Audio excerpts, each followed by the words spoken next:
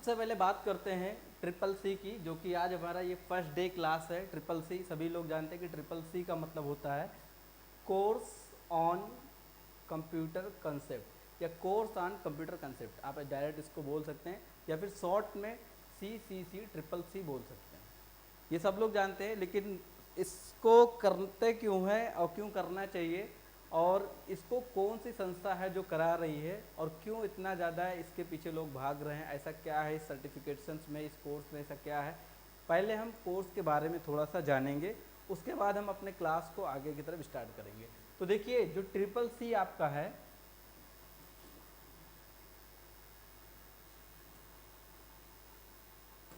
ये जो triple C है एक संस्था है जिसका नाम है नेलिट, NIELIT। नेलिट का मतलब होता है national institute of electronics and information technology. ये जो संस्था है ये गवर्नमेंट से अप्रूवल एक संस्था है, गवर्नमेंट की संस्था है। इसमें बहुत सारे कोर्सेज होते हैं, ट्रिपल सी होते हैं, BCC होते हैं, O level, A level, B level, बहुत सारे कंप्यूटर्स के कोर्सेज हैं, जिसमें से एक छोटा सा कोर्स है जिसका नाम दिया गया है ट्रिपल सी। अब यहाँ पे देखिए लिखा भी what is triple C, triple C क्या है। अगर आपसे कोई पूछता है ट्रिपल सी क्यों है, तो मैं आपको सिंपल सा बता दूं कि जितने भी गवर्नमेंट के जॉब होते हैं, गवर्नमेंट के जॉब में कुछ ऐसी वैकेंसीज हैं, जैसे कि लेखपाल हो गया, SSC की कुछ वैकेंसीज हैं जहाँ पे ट्रिपल सी कंपलसरी तरीके से मांगा गया है, यानी उसका सर्टिफिकेट वहाँ पे लगेगा। और सर्टिफिकेट क्यों लगेगा, क्योंकि देखिए यहाँ पे साफ साफ लिखा भी हुआ है, यहाँ पे ट्रिपल सी लिखा हुआ है, पाठ्यक्रम को आम आदमी के लिए एक बुनियादी स्तर के IT साक्षरता कार्यक्रम को लागू करने के उद्देश्य से बनाया गया था। यानी कि एक आम आदमी कंप्यूटर लिटरेसी के बारे में थोड़ा बहुत नॉलेज उसको होना चाहिए। अगर वो एज ए किसी विभाग में या किसी सेक्टर में एज ए वो पोस्ट हो रहा है, एज ए जॉब के लिए गवर्नमेंट के सेक्टर में, तो एक आम आदमी के लिए एक ऐसा छोटा सा कोर्स डिज़ाइन किया गया जिसमें जो डेली बेसिस पे होने वाले काम हैं कंप्यूटर पे, जैसे कि आय प्रमाण पत्र, जात प्रमाण पत्र, निवास प्रमाण पत्र, ऐसे दुनिया भर के तमाम तरीके के ऑनलाइन प्लेटफॉर्म्स हैं, इन पर लोग आसानी से काम कर सकें। अगर काम कर रहे हैं तो जो जिस विभाग से आएगा वो बंदा उस चीज़ को आसानी से समझ सके। ऐसा ना हो कि पहले के दौर में केवल लिखने वाले सारी चीज़ें चलती थी और कोर्ट कचहरी तहसील में केवल सब कुछ लिखने से ही काम चलता था। अब ऐसा बिल्कुल भी नहीं है, क्योंकि ऑनलाइन का ज़माना है, ज़माना पूरे तरीके से चेंज हो चुका है। इसीलिए गवर्नमेंट ने एक कोर्स को कंपलसरी कर दिया कि अब कोई भी विभाग में अगर कोई बंदा प्लेसमेंट लेता है तो उसको बेसिक स्तर का कंप्यूटर नॉलेज होना चाहिए और उसका एक सर्टिफिकेट होना चाहिए। बात आती है जब सर्टिफिकेट की, तो लोग जो है इंस्टीट्यूट से बहुत सारे कोर्सेज करते हैं। ऐसा नहीं कि वो सर्टिफिकेट आपका बेकार है, लेकिन कुछ जगहों पे आपका यही सर्टिफिकेट लगेगा, ट्रिपल सी ही लगेगा, क्योंकि इसके एग्ज़ाम थोड़े से टाइट होते हैं। आपका ट्रिपल सी फॉर्म भरने के 3 महीने के बाद आपका एक पेपर होगा जो कि 90 मिनट का होगा, और उसमें टोटल 100 क्वेश्चंस आएंगे, जो कि पासिंग मार्क रखा गया है 50%। 50% जब आप लेके आते हैं तभी आप इसको क्वालिफाइड कर पाते हैं, और इसका पूरा प्रोसेस ऑनलाइन है।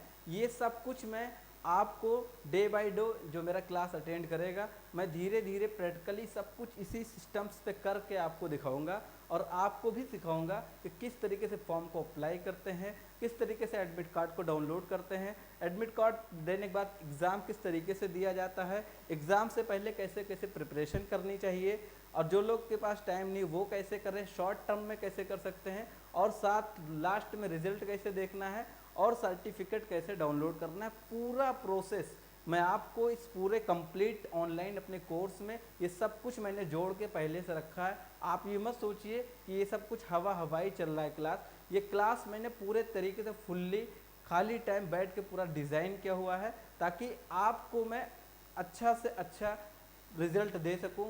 जो लोग मुझ पर ट्रस्ट करके इस कोर्स को ज्वाइन किए हैं, इस कोर्स को आप अच्छे से पढ़ना चाह रहे हैं, उनको मैं बेहतर से बेहतर रिजल्ट दे सकूं, यही मेरा उद्देश्य है। और शायद आप ट्रिपल सी का मतलब भी अब समझ गए हैं कि ट्रिपल सी क्यों ज़रूरी है। क्लियर? तो हम आगे की तरफ बढ़ते हैं। अभी तो हमारा ये केवल इंट्रो था, चलिए।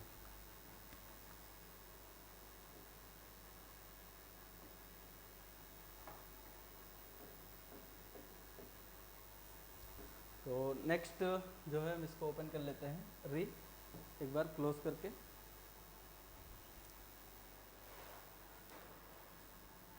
यहाँ से हमने इसको कट कर दिया।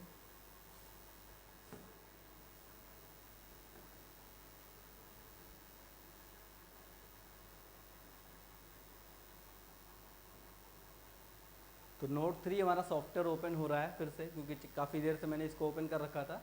और यहाँ से हम अपनी फाइल उठा लेते हैं।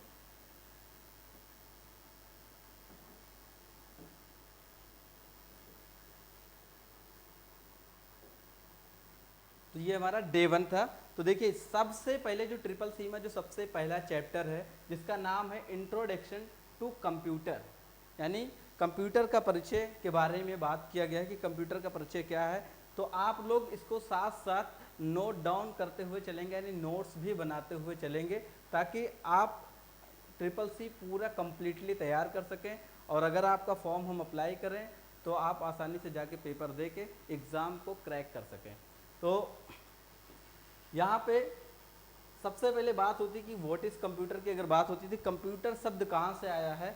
अगर कोई आपसे पूछे कंप्यूटर वर्ड जो है कहाँ से लिया गया है, तो मैं बता दूं, यहाँ पे देखिए कंप्यूट लिखा हुआ है। कंप्यूट का मतलब होता है गणना। देखिए यहाँ पे साफ साफ लिखा है जो है the word computer oriented from the word compute which means to calculate. और देखिए यहाँ पे एक डेटा की बात हो रही है, एक इंफॉर्मेशन की बात हो रही है। तो कंप्यूट का मतलब होता है पहले गणना, यानी कंप्यूटर क्या है, जो बड़ा से बड़ा कैलकुलेशन को आसानी से कर सके। और कंप्यूटर को इसीलिए बनाया भी गया था कि हम कैलकुलेशन को आसानी से कर रहे हैं। लेकिन आज का जो समय है वो केवल कंप्यूटर कैलकुलेट तक सीमित नहीं है।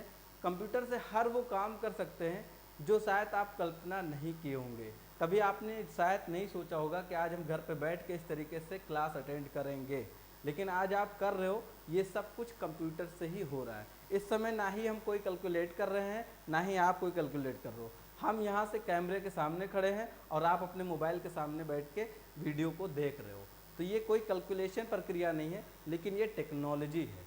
तो कंप्यूटर की परिभाषा भी इसी तरीके से पूरी तरीके से बदल गई है। लेकिन कंप्यूटर शब्द की जो शुरुआत हुई थी, कंप्यूटर शब्द की उत्पत्ति जिसको बोलते हैं, कंप्यूटर शब्द की जो शुरुआत हुई थी वो कंप्यूट शब्द से हुई थी। कंप्यूट का मतलब होता है गणना, गणना मतलब कैलकुलेशन। क्लियर।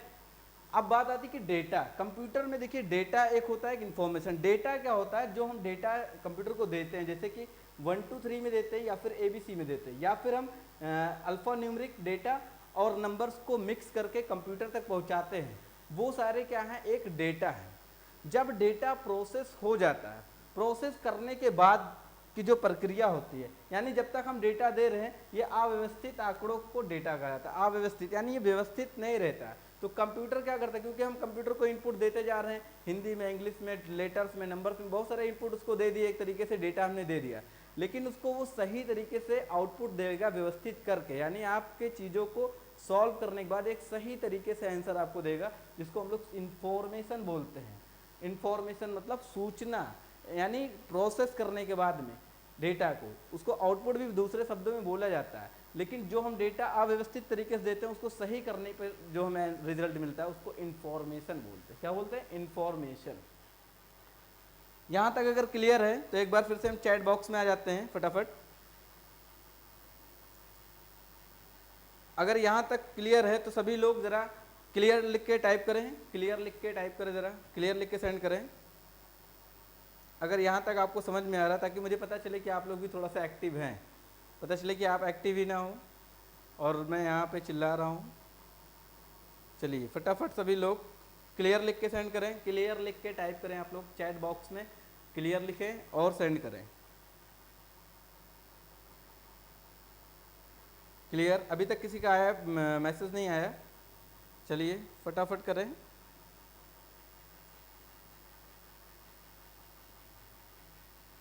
चलिए सभी लोग का क्लियर जो है आने लगा है।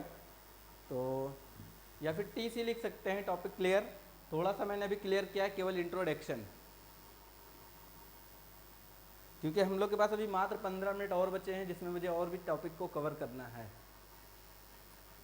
वेरी गुड, सभी लोग का क्लियर हो गया है। तो आगे की तरफ हम बढ़ लेते हैं फटाफट।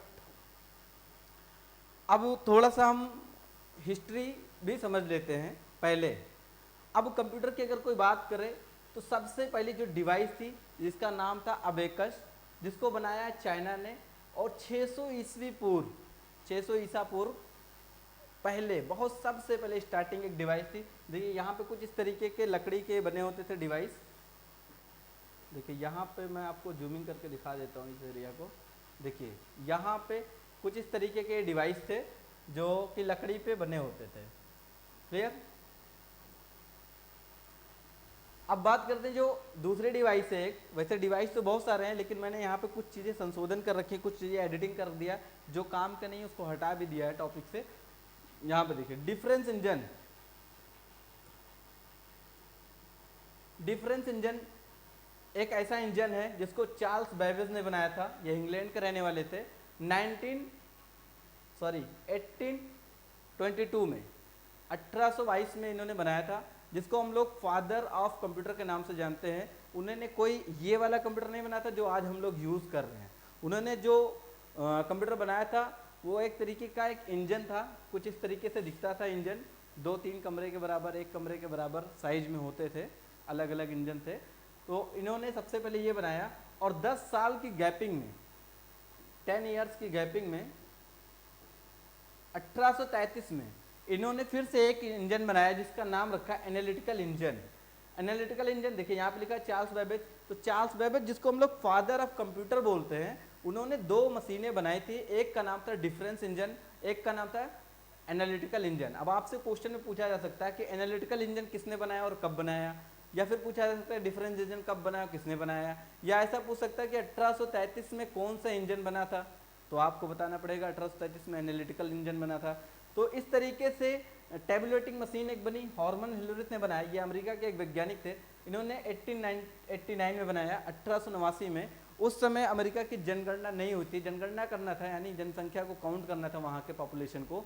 तो वहाँ के जो वैज्ञानिक थे उन्होंने एक मशीन बनाई जिसका नाम था टेबुलेटिंग मशीन। कुछ इस तरीके से दिखने में होता था ये, और उससे कैलकुलेशन की फर्स्ट टाइम कैलकुलेशन किया गया था, जिससे कि अमेरिका की जो जनसंख्या है उसको मालूम किया जा सके कि टोटल कितने हैं। उससे पहले बहुत सारे देश हैं जिन्होंने कैलकुलेशन ही नहीं किया था, उनको पता ही नहीं था कि हमारे देश में टोटल कितने लोग रहते हैं। क्योंकि अब धीरे धीरे टेक्नोलॉजी बढ़ रही है, अब तो दिन ब दिन हर 10 साल 5 साल पे सर्वे हो जाता है और संख्या निकल के बाहर आ जाती है। इस टाइम तो हमारा भारत जो है सबसे आगे है पूरी दुनिया में पॉपुलेशन में। मार्क 1 की अगर बात करें, हार्वर्ड हैकर ने बनाया एक ऐसा कंप्यूटर 1944 में, 1944 में, और ये कुछ इस तरीके से होते थे, 2-3 कमरे के बराबर लगभग। और ये ऐसा कंप्यूटर था मार्क 1 जो विश्व का यानी पूरी दुनिया का पहला ऐसा कंप्यूटर था जो बिजली से चलता था, यानी लाइट से चलता था। यानी इससे पहले जो कंप्यूटर थे, मशीन थे, ये सब लाइट से चलते ही नहीं थे। यानी डिफरेंस इंजन जो बना था, एनालिटिकल इंजन, डिफरेंस इंजन, ये सब भाप से चलते थे, उष्मा से चलता था। जैसे कोयले वाली ट्रेन चलती थी, कोयला डालो जितना उसमें आग बनेगा, जितना उसका उष्मा निकलेगा, उस तरीके से चलता था। ऐसे ही ये कंप्यूटर सारे चलते थे। लेकिन मार्क 1 एक ऐसा कंप्यूटर था जो फर्स्ट टाइम द्वितीय विश्व युद्ध के दौरान इसका खोज हुई और इसको बनाया गया, हार्वर्ड हैकर ने बनाया। कुछ इस तरीके से दिखते थे, और ये बताया जाता है विश्व की पहली स्वचालित मशीन, यानी इलेक्ट्रिक से चलने वाली पहली मशीन, यानी पहला कंप्यूटर था। देखिए यहाँ पे आ गया डिजिटल एरा, यानी इससे पहले जो हम बात कर रहे थे वो सब एक मैकेनिकल युग, एरा का मतलब होता है युग, यानी मैकेनिकल युग में था। अब हम डिजिटल युग की बात करें तो डिजिटल युग में 4 कंप्यूटर बने हैं ऐसे, जो आपको बताते हैं कि जब आपसे कोई पूछता है कि कंप्यूटर का आविष्कार कब हुआ, तो आप बताते हैं 1946 में। इससे पहले जो बने थे उसको कोई नहीं बताता, क्योंकि वो सब हिस्ट्री में केवल क्रिएटेड है।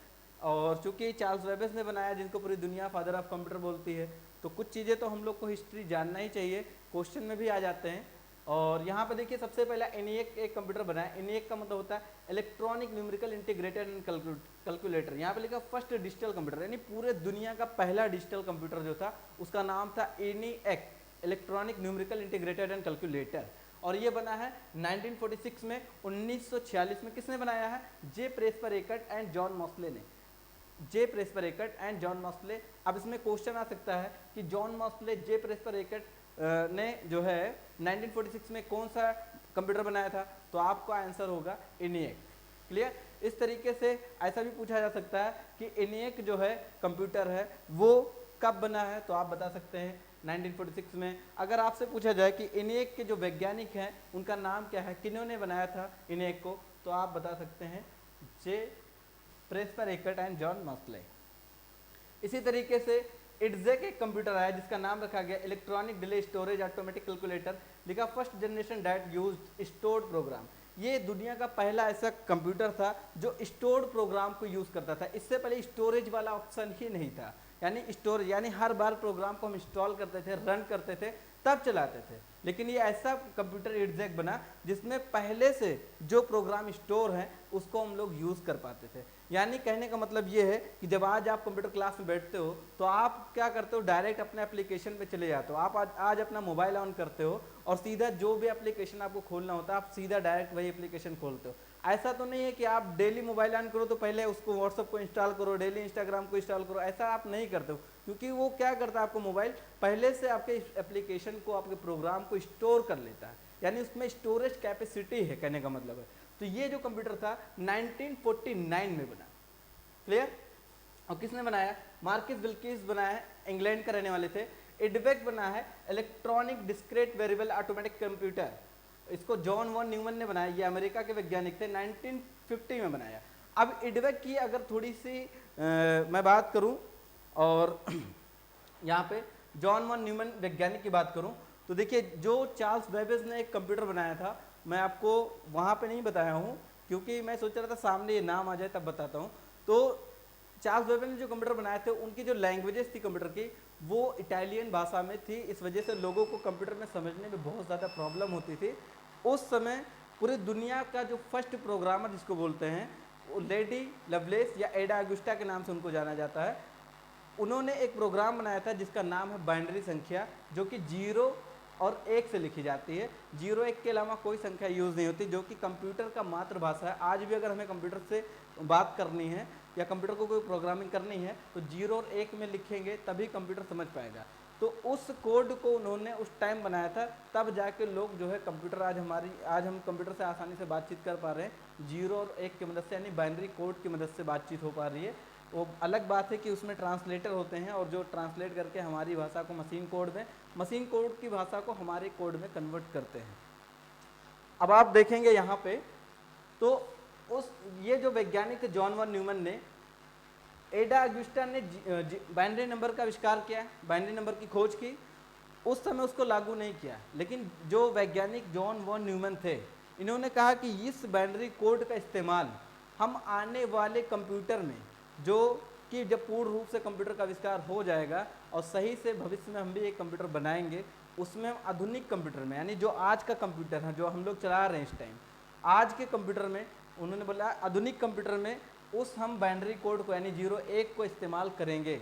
और आज वही चीज़ हो रहा है, ये जॉन वॉन न्यूमन का ही देन है। 1950 में उन्होंने एक कंप्यूटर बनाया था जिसका नाम रखा एडवेक, और उन्होंने सबसे पहले यूज़ किया बाइनरी कोड को, और बाइनरी कोड आज लगातार कंटिन्यू चल रही है। और छोटी सी आपको एक चीज़ और भी बता देता हूँ जिसको पूरी दुनिया चार्ल्स बेबेज बोलती है, फादर ऑफ कंप्यूटर के नाम से पूरी दुनिया उनको जानती है। लेकिन फादर ऑफ कंप्यूटर ने जो डिफरेंस इंजन बनाए थे वो फ्लॉप हो गए थे। 10 साल के बाद उन्होंने फिर से एक इंजन बनाया जिसका नाम रखा था एनालिटिकल इंजन, लेकिन वो केवल और केवल उतना ज़्यादा सक्सेस नहीं हुए क्योंकि उनकी लैंग्वेज काम नहीं कर पा रही थी, सब लोग का लैंग्वेज समझ में नहीं आ रहा था।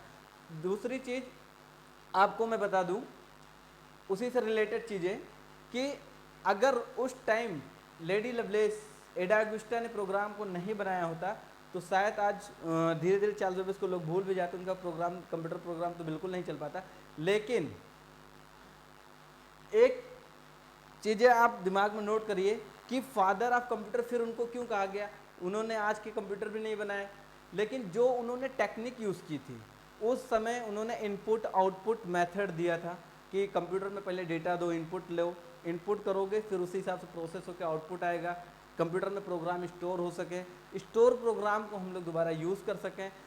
उन्हीं की टेक्निक को आज के जितने भी कंप्यूटर बने हैं सब उन्हीं के टेक्निक को यूज़ करके ही बने हैं, इसीलिए चार्ल्स बेबेज को फादर ऑफ कंप्यूटर कहा जाता है। देखिए यूनिवेक की बात करें एक कंप्यूटर और बनाया यूनिवर्सल ऑटोमेटिक कंप्यूटर के नाम से। यहाँ पे जो वैज्ञानिक थे जे प्रेस्पर एकर्ट जॉन मसले, इन्होंने ही एक कंप्यूटर और बना दिया 1951 में, जिसका नाम रखा यूनिवेक। ये एक ऐसा कंप्यूटर था जो फर्स्ट टाइम बिजनेस के लिए यूज़ होने वाला है, नहीं व्यापार के लिए यूज़ होने वाला कंप्यूटर था। क्योंकि कंप्यूटर जब बन गया, यानी अगर आपसे पूछे कंप्यूटर का आविष्कार कब हो तो आप बोलेंगे 1946 में, यानी 1946 में हुआ है। लेकिन अब कोई पूछे कि यूज़ वाला कंप्यूटर, यानी उसको ऐसा कौन सा कंप्यूटर है जिसको फर्स्ट टाइम यूज करने के बेस पे बनाया गया कि इसको और भी लोग यूज़ कर सकें, तो उसका नाम है यूनिवेक। यूनिवेक मतलब यूनिवर्सल ऑटोमेटिक कंप्यूटर बोल सकते हैं इसको, शॉर्ट फॉर्म है इसका। तो हिस्ट्री में मैंने ज़्यादा चीज़ें नहीं ली थी, जो काम की चीज़ें वो मैंने आपको बता दिया है, यहाँ तक क्लियर हो गया है।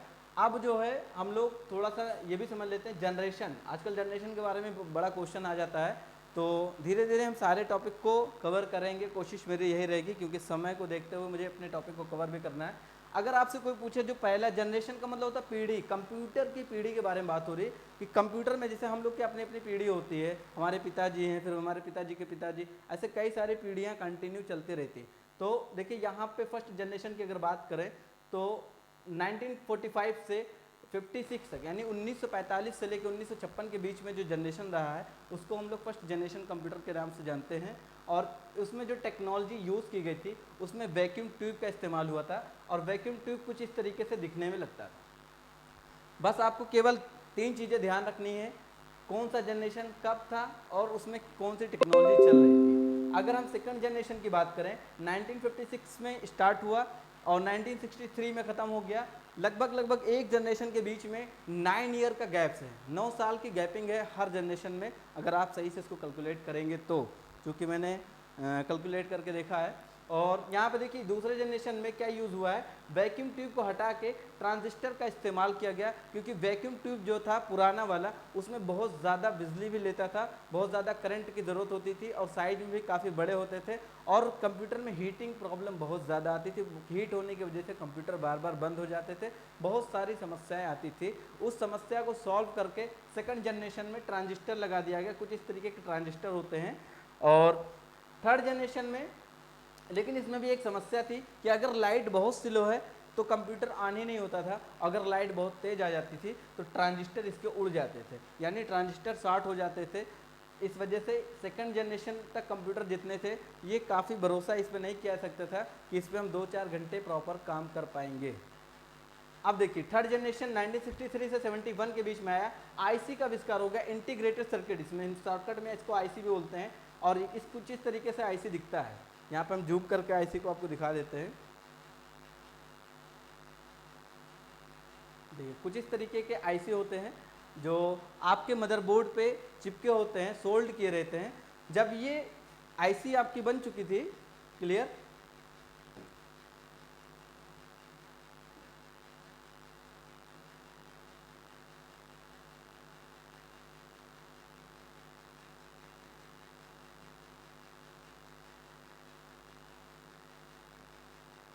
देखिए अब आईसी जो है कंप्लीट जब बन गया था तो इससे क्या हुआ था, जो फर्स्ट जनरेशन था, फर्स्ट जनरेशन सेकंड जनरेशन से फास्ट हो गया और साइज में कंप्यूटर में कमी आ गई थर्ड जनरेशन में। और उसके बाद में जब आईसी आविष्कार हो चुका तो फोर्थ जनरेशन में 1971 से 89 के बीच में एक और आईसी आई जिसका नाम रखा गया VLSI। VLSI का मतलब very large scale integrated circuit, और कुछ इस तरीके से VLSI दिखते थे।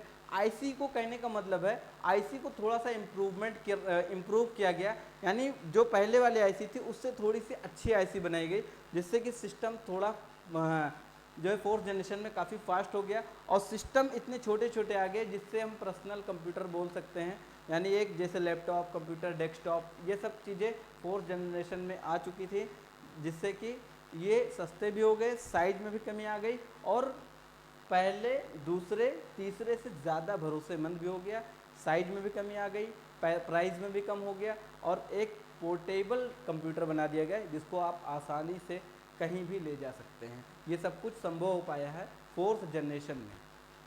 अब फिफ्थ जनरेशन की अगर बात करें तो 1989 से लेके अब तक जो चल रहा है ये सब फिफ्थ जनरेशन कैटेगरी के हैं, क्योंकि फिफ्थ जनरेशन में ULSI मतलब होता है ultra large scale integration circuit बोल सकते हैं, या ultra large integration scale integration बोल सकते हैं, या माइक्रो प्रोसेसर चिप। ये देखिए माइक्रो प्रोसेसर लगा हुआ है, जो कि जिसको हम लोग सीपीयू का ब्रेन भी बोलते हैं।